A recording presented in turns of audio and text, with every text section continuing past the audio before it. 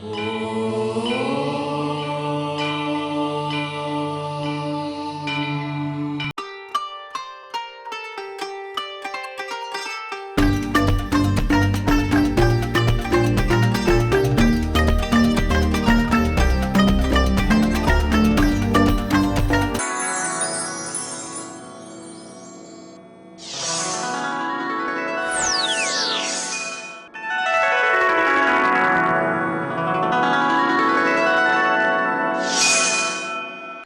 शनिदेव।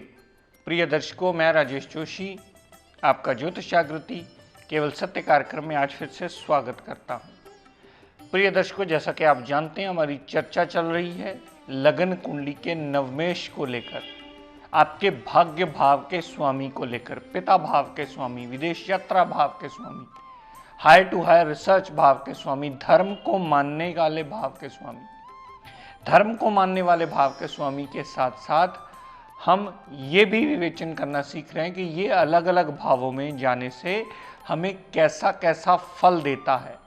अगर कुंडली के नवम भाव का स्वामी है, यानी त्रिकोण भाव का स्वामी है, तो ये सदैव शुभ फलकारी होगा, ये ज़रूरी नहीं। इसका सदा रतन धारण करके इसकी किरणों को बढ़ाया ही जाना चाहिए शरीर में, ये भी ज़रूरी नहीं। इसके अलग अलग भावों में हमारे अलग अलग रिजल्ट्स देने की क्षमता होती है इस बुधदेव में, जो कि आपको विस्तार पूर्वक समझाने की कोशिश मैं इस चैनल के माध्यम से कर रहा हूँ। भाग्य भाव का स्वामी है तो ये गलतफहमी सदैव निकाल दीजिए कि रतन एकमात्र हल होता है। बहुत सारे केसेस में इसके रतन के अलावा भी हल किए जाते हैं जो आपको विस्तार पूर्वक सही ढंग से समझने होंगे। कल तक मैंने कोशिश की कि आपको जानकारी दूं कि ये मकर लगन की कुंडली है और नवम भाव का स्वामी बुधदेव बने और चौथे भाव तक ये क्या रिजल्ट्स देने वाले हैं। आज अपनी उसी श्रृंखला को आगे कंटिन्यू करता हुआ हम बात करते हैं, ये पंचम भाव में अगर पड़े हों बुध देवता तो अपनी दशांतरा में क्या फल देंगे। त्रिकोण भाव के स्वामी त्रिकोण में आ गए। अगर पंचम भाव में बुधदेव पड़े होंगे तो जितना डिग्री वाइज बलाबल होगा उतने प्रतिशत पॉजिटिव रिजल्ट देने में वो सक्षम अवश्य होंगे।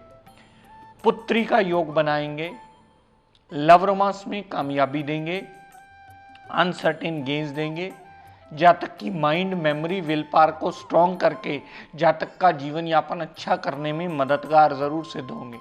लेकिन प्रिय दर्शकों, ये बात सदैव याद रखिएगा, बुधदेव उतने प्रतिशत ही आपको फल देंगे जितना डिग्री वाइज बलाबल उनमें होगा। जितना वो डिग्री वाइज बलाबल के मुताबिक फल देने में सक्षम होंगे, आप उतने प्रतिशत फलों को वो देता देख सकते हैं।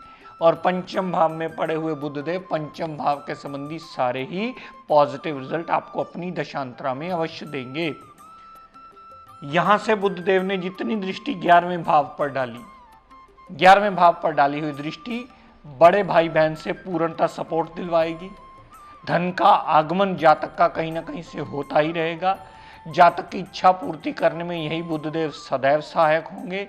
और जातक की अगर छोटी मोटी हेल्थ प्रॉब्लम हुई तो 11वें भाव पर डाली हुई 7वीं दृष्टि बुध देवता की वो चली अवश्य जाएगी। छोटी मोटी हेल्थ प्रॉब्लम दूर हो करके जातक का जीवन यापन आसान करने में यही बुधदेव सदैव सहायक सिद्ध होंगे। दर्शकों, लेकिन अगर यही बुधदेव कुंडली के छठे भाव में पड़े हुए ओन साइन के, स्वय राशि के, और अगर ये बुधदेव विपरीत राजयोग की स्थिति में ना आए तो यही बुधदेव आपके लिए सबसे ज्यादा कष्टकारी होंगे। यही बुधदेव की दशा अंतरदशा आपको दिक्कत परेशानियां ही देती मिलेगी। छठे भाव में पड़ा हुआ बुध देवता और विपरीत राजयोग की स्थिति में अगर ना आया तो अपनी दशा अंतरदशा में रोग, ऋण, कर्जा, दुर्घटना, मुकदमा, court case, litigation, house of competition में भी दिक्कत परेशानियां देता ही मिलेगा। यहां से बुधदेव ने जितनी दृष्टि 12वें भाव पर डाली तो फजूल के व्यय होंगे, विदेश यात्रा होगी, विदेश सेटलमेंट कराने का योग भी बनाते हैं। अगर पाप प्रभाव हुआ तो जेल यात्रा भी होगी, अस्पताल के खर्चे भी होंगे। ये सारे नेगेटिव रिजल्ट बुधदेव अपनी दशांतरा में अवश्य ही देते मिलेंगे। और आपने इसको नवमेश समझकर अपना भाग्य का मालिक समझकर यहां धारण कर लिया, और बुद्धदेव कहीं उदय अवस्था में हुआ तो वो सदैव कष्टकारी होगा। हाँ, अगर अस्त अवस्था में हुआ तो छठे भाव में पड़ा हुआ बुध आप धारण कर सकते हैं, लेकिन अगर वो उदय अवस्था में हुआ तो बुद्ध देवता का रतन कदापि किसी कीमत पर धारण मत कीजिएगा। उदय अवस्था में धारण करने का मतलब है कि आपका पैसा खर्च करके कष्टों को आमंत्रण देना। यहां छठे भाव संबंधी भी सारे नेगेटिव रिजल्ट मिलेंगे, और यहां से जितनी दृष्टि 12वें भाव पर डाली तो 12वें भाव संबंधी भी पूर्णतः आपको अशुभता के ही नेगेटिव रिजल्ट बुद्धदेव देते मिलेंगे। दर्शकों, यही बुद्धदेव अगर कुंडली के सप्तम भाव में पड़े हुए, सप्तम भाव में पड़े होने से बुद्धदेव अपनी दशांतरा में बहुत ज्यादा शुभ फलकारी होंगे और अच्छा फल देंगे। पार्टनरशिप के लिए अच्छा, डेली वेजिस के लिए अच्छा, दाम्पत्य सुख के लिए अच्छा। डेली वेजिस में नित्य नए रास्ते खोल करके अपने बुजुर्गों की सपोर्ट के साथ जातक बहुत अच्छी कामयाबी हासिल कर लेता है बुध की दशा अंतर दशा में। पत्नी बहुत सूझवान मिलती है। यहां से बुद्धदेव ने जितनी दृष्टि लगन पर डाली, पर्सनैलिटी के लिए अच्छा, जातक को भाग्यवान बनाने में मददगार सिद्ध होती है। जातक के चेहरे पर एक सूझवान पर्सनैलिटी का नूर होता है। जातक जिसको भी राय देता है वो राय मानकर दूसरा बंदा जातक के लिए शुभ फलकारी होता है। जो भी राय उसकी मानता है वो सदैव उसका एडवांटेज लेता है उस राय का। यहां पर लगन पर डाली हुई बुध देवता की दृष्टि जातक का भाग्य उदय करने में सबसे ज्यादा सहायक सिद्ध होती है। सप्तम भाव में पड़ा हुआ बुद्धदेव नित्य नवे रोजगार के रास्ते खोलने में सदैव उसे मददगार सिद्ध होता है। बुद्ध देवता हमेशा सप्तम भाव में पड़ा हुआ इस लगन कुंडली में सप्तम भाव संबंधी हमें पॉजिटिव रिजल्ट देता है, और यहां से जो दृष्टि लगन पर डाली तो लगन संबंधी भी पूर्णतः शुभता के फल देकर के जातक का जीवन यापन आसान करने में मददगार अवश्य सिद्ध होता है।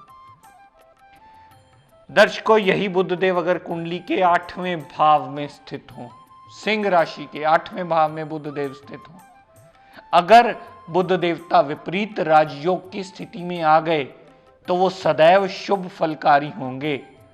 लेकिन प्रिय दर्शकों, अगर यही बुद्धदेव विपरीत राजयोग की स्थिति में ना आए तो यही बुद्धदेव सबसे ज्यादा कष्टकारी स्थितियों में आएंगे। यही बुद्धदेव जो कुंडली के योग कारक कहे जाते हैं, जो कुंडली के नवमेष कहे जाते हैं, ये सबसे ज्यादा मृत्यु तुल्य कष्ट देंगे अपनी दशा अंतर दशा में। पिता को प्रॉब्लम्स, पिता से मनमुटाव होना, बनते बनते काम बिगड़ना, हर काम में रुकावट होना, हर काम देरी से होना, हर काम खपने के बाद होना, हर काम में दिक्कत परेशानियों का पहले ही आना, हर काम शुरू होने से पहले ही रुकावटें शुरू हो जाना, ऐसी स्थितियां बुद्धदेव अष्टम भाव में पड़े हुए अपनी दशांतरा में जातक के लिए क्रिएट अवश्य कर देंगे। यहां से बुद्धदेव ने जितनी दृष्टि लगन पर डाली तो लगन पर डाली हुई बुद्धदेव की दृष्टि सदैव आपको कष्टकारी ही होगी। धन का अभाव सदा बना रहेगा, परिवार पूर्ण साथ देने वाला कभी नहीं होगा, और जातक की वाणी जातक ऐसा बोल देगा कि सामने सुनने वाला उसे कभी किसी कीमत पर पसंद ही नहीं करता। ये बात सदैव आपको स्मरण रखनी होगी कि वह बुद्ध देव वही है, नवमेष ही है कुंडली का जो योग कारक ग्रह कहा जाता है, लेकिन अपनी गलत प्लेसमेंट में आने की वजह से अपनी दशा अंतरदशा में सदैव आपको कष्ट देता मिलेगा। और अगर बुद्ध देव अस्त अवस्था में हुआ तो इसका रतन धारण किया जा सकता है, लेकिन अगर ये बुद्ध देव 8वें भाव में उदय अवस्था में हुआ और आपने नवमेष समझकर इसका रतन धारण करने की गलती की तो यहां सबसे बड़ी प्रॉब्लम होगी। वो 8वें भाव को ही एक्टिवेट करके आपकी मुश्किलों को एक्टिवेट कर देगा और आपकी जिंदगी में मृत्यु तुल्य कष्टों के लिए बहुत ज्यादा बड़ा मेजर रोल प्ले करेगा। वही आपका पन्ना पहना हुआ। यहां से जितनी दृष्टि दूसरे भाव पर डाली वही पन्ना पहना हुआ धन का अभाव और बढ़ा देगा, मृत्यु तुल्य कष्ट बढ़ा देगा, परिवार से मनमुटाव होगा, परिवार से जातक का दूर जाने का योग भी बना देगा। तो यहां अगर बुद्ध देव 8वें भाव में पड़ा है और वो उदय अवस्था में पड़ा है तो वहां सिर्फ और सिर्फ बुद्ध का पाठ कीजिए। बुद्ध का पूजन कीजिए, बुद्ध का सिमरन कीजिए, बुद्ध का व्रत कीजिए, बुद्ध की आरती कीजिए, बुद्ध का यज्ञ कीजिए, बुद्ध का हवन कीजिए। बुद्ध देवता की रोज नित्य नियम नाश्ते से पहले एक माला ओम बुद्धाय नमः की कीजिए, जो 108 मनके वाली कम से कम होनी चाहिए। और बुद्ध देवता से रोज सुखना मांगिए कि हे बुद्ध देव, हम पर कृपा दृष्टि दया दृष्टि बनाए रखो। तब जाकर के बुद्ध देव 8वें भाव के अशुभ रिजल्ट कम करेगा और आपका जीवन जीने लायक बनाएगा। 8वें भाव में उदय अवस्था में बुद्ध देवता का रतन कदापि किसी कीमत पर किसी भी जातक को नहीं पहनाया जाना चाहिए, चाहे वो विपरीत राजयोग की स्थिति में आकर शुभ फल देने में ही सक्षम क्यों ना हो। तब भी अगर आप उसका रतन पहनते हैं, वो भी साथ में कष्ट लेकर के आएगा। 8वें भाव में पड़ा हुआ बुद्ध देवता का रतन धारण करने का मतलब ही यही है कि मृत्यु तुल्य कष्टों को आमंत्रण देना। 8वें भाव में उदय अवस्था में बुद्ध पड़ा होने से सिर्फ उसका पाठ, पूजन, हवन, यज्ञ, सिमरण, व्रत, आरती किया जा सकता है और कंजक देवियों की सेवा की जा सकती है, जो साक्षात बुद्ध देव का स्वरूप माने जाते हैं। आप दुर्गा मैया का पाठ भी कर सकते हैं, जो साक्षात कंजक देवियों का स्वरूप माने जाते हैं। दुर्गा मैया का पाठ करना भी आपके लिए सदैव लाभान्वित होता है।